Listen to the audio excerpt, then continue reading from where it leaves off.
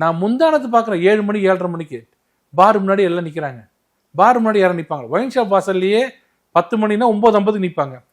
பார் வாசல்ல எல்லாம் குடிச்சிட்டு வரல வராங்க 7:30 மணிக்கு காலையில்.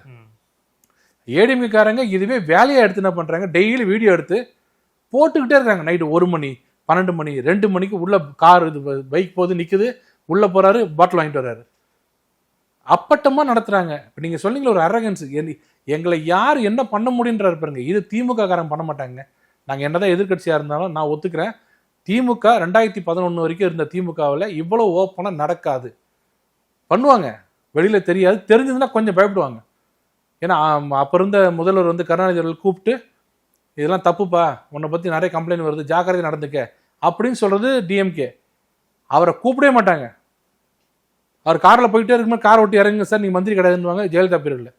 இப்படிதான் பார்த்துருக்குமே தவிர இப்படி ஒருத்தர் பண்ணுவாரு, அதை நான் கிட்ட இருந்து ரசிப்பேன், என்னை கேட்கறதுக்கு யாருக்கு ரைட்ஸ் இல்லைன்னு சொன்ன முதல்வர் தமிழக முதல்வர் ஸ்டாலின் அவர்கள் தான். ஏன்னா இந்த அளவுக்கு போச்சுன்னா ஒரு அளவு ஸ்டாப் பண்ணுவாங்க யாராக இருந்தாலும். இல்லை ரொம்ப ஓவரா போகுது, இனிமேல் வேண்டாம் நிறுத்திக்கலான்னு. எவ்வளோ ஆனாலும் பார்த்துடலாம். செந்தில் பாலாஜியா அரசாங்கம் இது திமுகவா அப்படின்னு பார்த்தா எனக்கு திமுக போனாலும் பரவாயில்ல, செந்தில் பாலாஜி எனக்கு வேணும்னு நினைக்கிறாருன்னா அதுக்குள்ள என்ன உறவுன்னு நம்ம தான் கண்டுபிடிக்கணும்.